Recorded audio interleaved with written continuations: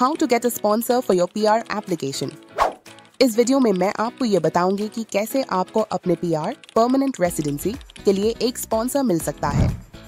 अगर आप एक स्टूडेंट या वर्किंग प्रोफेशनल है तो ये वीडियो आपके लिए बहुत हेल्पफुल होने वाली है। तो चलिए शुरू करते हैं। इमी टॉक्स के माध्यम से हमने 500 प्लस स्टूडेंट्स को उनकी ड्रीम डेस्टिनेशंस तक पहुंचने में हेल्प किया है। हमारे ऑनेस्ट गाइडेंस की वजह से स्टूडेंट्स अब्रॉड जाने से पहले ही वहां के चैलेंजेस के लिए रेडी होते हैं और अपने करियर में कॉन्फिडेंटली ग्रो करते हैं। सबसे पहले आपको ये समझना जरूरी है कि स्पॉन्सर क्या होता है। तो स्पॉन्सर एक ऐसा एम्प्लॉयर या इंडिविजुअल होता है जो आपकी वीजा या पीआर एप्लीकेशन के लिए लीगल सपोर्ट प्रोवाइड करता है। ज्यादातर केसेस में एम्प्लॉयर्स आपको वर्क वीजा स्पॉन्सर करते हैं, जो पीआर के प्रोसेस का फर्स्ट स्टेप होता है। अगर आप किसी मल्टीनेशनल कंपनी में काम करते हैं और उनकी डिमांड फुलफिल करते हैं तो वो आपकी वीजा स्पॉन्सरशिप कर सकते हैं। अगर आप आईटी, हेल्थ केयर, इंजीनियरिंग या टीचिंग जैसे हाई डिमांड फील्ड्स में हैं तो स्पॉन्सर मिलने के चांसेस ज्यादा होते हैं। ऑस्ट्रेलिया स्किल्ड माइग्रेशन प्रोग्राम के through, Canada employer specific LMI job offers, USA H1B visa के लिए स्पॉन्सरशिप। नेटवर्किंग स्पॉन्सरशिप मिलने का एक पावरफुल टूल है। अगर आप इंटर्नशिप्स या पार्ट टाइम जॉब्स में अपने एम्प्लॉयर्स को इम्प्रेस करते हैं तो वो आपकी स्पॉन्सरशिप कंसिडर करेंगे।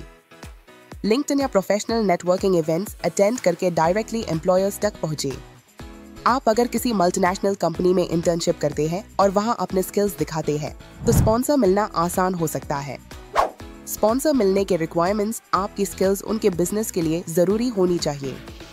अगर आप सॉफ्टवेयर इंजीनियर हैं और उनका टीम एक AI प्रोजेक्ट के लिए स्किल्ड पर्सन ढूंढ रहा है तो आपके स्पॉन्सरशिप के चांसेस ज्यादा होंगे। IELTS या TOEFL एग्जाम्स क्लियर करना मैंडेटरी है। यह एम्प्लॉयर के लिए प्रूफ होता है कि आप कम्युनिकेट कर सकते हैं। अगर आपके पास 3 साल का एक्सपीरियंस है एक रेप्यूटेड कंपनी में तो ये आपके रिज्यूम को स्ट्रॉन्ग बनाता है। एम्प्लॉयर को प्रूव करना होता है कि ये पोजीशन लोकल टैलेंट से फिल नहीं हो रही, इसलिए वो इंटरनेशनल स्पॉन्सरशिप करते हैं।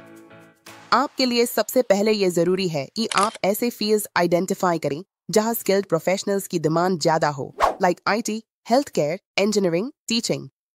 अगर आप सॉफ्टवेयर डेवलपमेंट में है तो कंट्रीज लाइक ऑस्ट्रेलिया और कनाडा में अपॉर्चुनिटीज एक्सप्लोर करें। नेटवर्किंग से आप डायरेक्टली एम्प्लॉयर्स तक पहुंच सकते हैं। लिंक्डइन और प्रोफेशनल इवेंट्स का एक्टिवली यूज करें। लिंक्डइन पर अपने फील्ड के रिक्रूटर्स और HR प्रोफेशनल्स से कनेक्ट करें और अपनी प्रोफाइल को रेगुलरली अपडेट करें। स्पॉन्सर्ड जॉब्स के लिए रिलायबल पोर्टल्स का उसे करें, like Indeed, LinkedIn seek, Australia, job bank, Canada. अपने होम कंट्री में रेलेवेंट एक्सपीरियंस ले जो आपको इंटरनेशनली स्टैंड आउट बनाता है। अगर आप एक हेल्थ केयर प्रोफेशनल हैं तो अपने लोकल हॉस्पिटल में काम करते हुए सर्टिफिकेशंस और एक्सपीरियंस गेन करें जो आपकी प्रोफाइल को स्ट्रॉन्ग बनाएं। स्पॉन्सर मिलने के बाद आपको अपने टारगेट कंट्री के पीआर प्रोग्राम्स के थ्रू अप्लाई करना होता है। Canada Express Entry program skilled workers के लिए एक पॉपुलर रूट है। Australia general skilled migration JSM काफी कॉमन है पीआर के लिए। एम्प्लॉयर्स डायरेक्टली आपको पीआर के लिए नॉमिनेट करते हैं, जो काफी एफिशिएंट प्रोसेस होता है। ऑस्ट्रेलिया का एम्प्लॉयर नॉमिनेशन स्कीम ENS एक ऐसा प्रोग्राम है जहां एम्प्लॉयर स्पॉन्सरशिप पीआर में डायरेक्टली हेल्प करता है। स्टूडेंट्स के लिए ये एक बहुत पॉपुलर रूट है। स्टडीज कंप्लीट होने के बाद पोस्ट स्टडी वर्क वीजा के थ्रू आप पीआर के लिए एलिजिबल होते हैं। अब बात करते हैं स्पॉन्सरशिप और पीआर प्रोसेस में आने वाली चैलेंजेस की। ये प्रोसेस आसान नहीं होती और कुछ मेजर हर्डल्स हैं जो आपको फेस करने पड़ेंगे।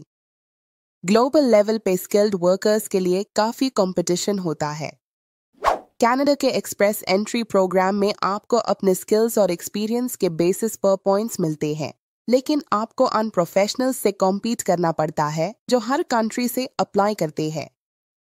आप अपने प्रोफाइल को और स्ट्रॉन्ग बनाने के लिए सर्टिफिकेशंस या स्पेशलाइज्ड स्किल्स गेन कर सकते हैं। हर कंट्री के इमिग्रेशन रूल्स काफी स्ट्रिक्ट होते हैं और एलिजिबिलिटी क्राइटेरिया फुलफिल करना जरूरी होता है। USA का H1B वीजा स्पॉन्सरशिप सिर्फ स्पेसिफिक एम्प्लॉयर्स और रोल्स के लिए होता है और लॉटरी सिस्टम भी होती है। स्पॉन्सरशिप और पीआर प्रोसेस के लिए आपको काफी फाइनेंशियल प्लानिंग करनी होती है क्योंकि फीस और लीगल कॉस्ट्स हाई होती है। IELTS exams, PR application fees और स्पॉन्सरशिप पेपरवर्क के लिए एक्सपेंसेस हो सकते हैं। टिप: एडवांस फाइनेंशियल प्लानिंग करें और अपने बजट को स्पॉन्सरशिप और पीआर गोल्स के अकॉर्डिंग मैनेज करें। बहुत सारे एम्प्लॉयर्स स्पॉन्सरशिप के पेपरवर्क और कॉस्ट्स के लिए कमिटमेंट से अवॉइड करते हैं। कई बार एम्प्लॉयर्स को लगता है कि लोकल टैलेंट ज़्यादा इजी और कॉस्ट इफेक्टिव होगा। टिप: आप अपने स्किल्स और वैल्यू प्रोपोजिशन इतना स्ट्रॉन्ग बनाएं कि एम्प्लॉयर आपको स्पॉन्सर करने के लिए मोटिवेट हो। अब एक और इम्पॉर्टेंट बात जो मैं आपको वार्न करना चाहूंगी, फेक स्पॉन्सर्स और अनवेरिफाइड एजेंट्स से बच के रहना। सर्टिफाइड इमिग्रेशन कंसल्टेंट्स को चूज करें। हमेशा सर्टिफाइड इमिग्रेशन कंसल्टेंट्स और वेरीफाइड एम्प्लॉयर्स के साथ काम करें।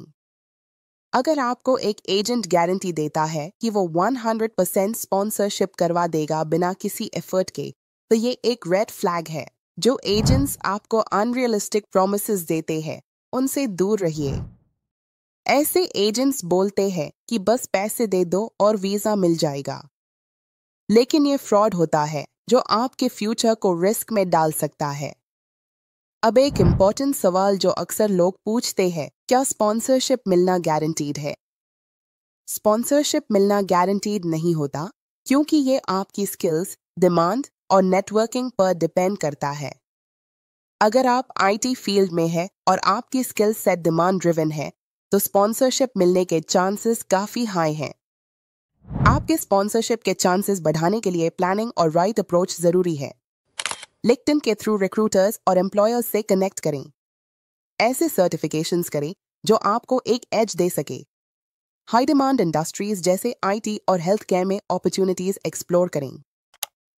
अगर आपको स्पॉन्सरशिप के प्रोसेस में चैलेंजेस लगते हैं, तो उन हर्डल्स को टैकल करना पॉसिबल है अगर आप फोकस्ड और वेल प्रिपेयर्ड है।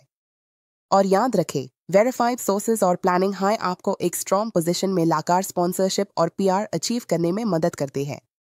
अगर ये वीडियो आपको हेल्पफुल लगी, तो मुझे कमेंट्स में बताएं कि आप नेक्स्ट वीडियो किस टॉपिक पर देखना चाहते हैं।